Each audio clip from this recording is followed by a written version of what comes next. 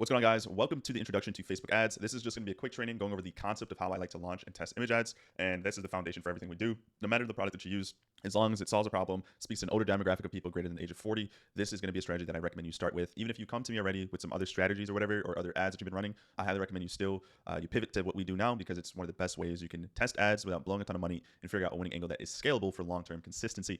So the strategy is running image ads, and not just typical image ads that you may or may not have seen in the past. It's these types of native image ads that blend into the Facebook feed naturally.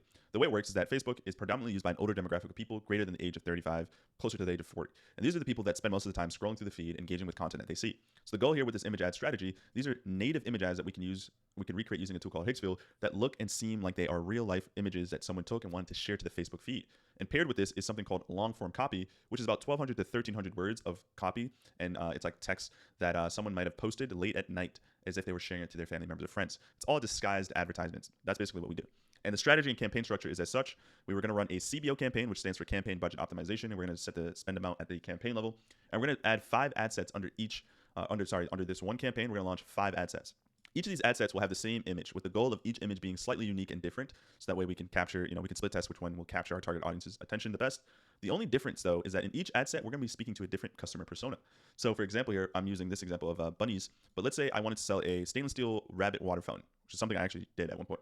And the problem that I see a lot of dropshippers face is that they'll just create ads that are like, hey, if you have a rabbit and you want him to drink healthier, get this stainless steel fountain. The problem with that is that we're not addressing a specific person, and we're not finding a specific angle. So a better alternative could be the rabbit owners that notice that their rabbit is not pooping consistently. Another angle could be the rabbit owners that notice their rabbit not drinking a lot of water. Another one could be rabbit owners that specifically just got a new rabbit and they don't know the best strategies to take care of it. Right? So these are specific types of people with specific types of problems. And what we're going to do is create long form copy that speaks to them. And here's a live example of this. So you see here, your campaign structure should look something like this. One campaign, 5 ad sets that are targeting each angle. And then we have anywhere between 3 to 10 image ads that we can use at a time. So if I open up angle 1, which is ad set 1, you can see here that there are 8 images. And it's fine. Anywhere between 3 to 10 is what we like to test with, as long as it's the same amount of images in each ad set.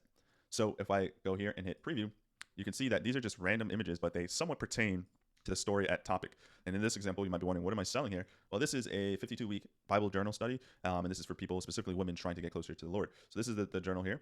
And what we'll do here is we'll create some images that kind of speak to them, but that doesn't really come off as an ad, right? So if you notice, we got a Bible here, we got a woman here that's obviously looking a little bit older, maybe in her 40s or 50s, in church, and then Jesus loves you in a billboard as we're driving by in the car here. And these are all generated with AI.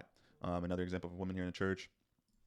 We have a woman here with a cross tattoo, pastor speaking, and then a cross hanging from the bed. So it's important to note that each image is different. We don't want to reuse the same image, nor do we want to use the same exact type of image. We don't want one image of a cross hanging from a bed and then another image of the same cross in the same bed, but now it's on top of the bed now instead of hanging from the corner, right? We want to have some creative diversity. The only images that are kind of similar are these ones here with the tattoos, but they're in different parts of the arm and different person. Everything else, though, is relatively different. We have one ethnicity here inside a church, and then we have another one inside of an empty church. So we want creative diversity. Facebook rewards creative diversity. And if you open up the ad here, you can see that it will go straight to a product page. So we do not launch advertorials right away. We need long form copy, which you can see here. Super long copy. And then if I pull up the page here, the link, you can see it goes straight to this Bible page here. Okay, so more on this and how to set this all up later inside the training, but that's just a quick 50-foot overview. You can expect that we'll also talk about how to look at the data and make decisions based off the data. And the ultimate goal here is to have one winning ad set that can scale, because Facebook will split test some of these different angles here, but there will be one dominant angle that will scale, and we're going to scale with that angle. And we're going to turn the other ad sets off, let one angle go, and we're going to keep creating new variations of that, and eventually create a long-form advertorial, some video ads down the line as well. But we need to first figure out which specific angle can we speak to address our target audience. All right, so the rest of the trainings will help you get all that stuff set up. And yeah, I look forward to seeing you guys in the other trainings.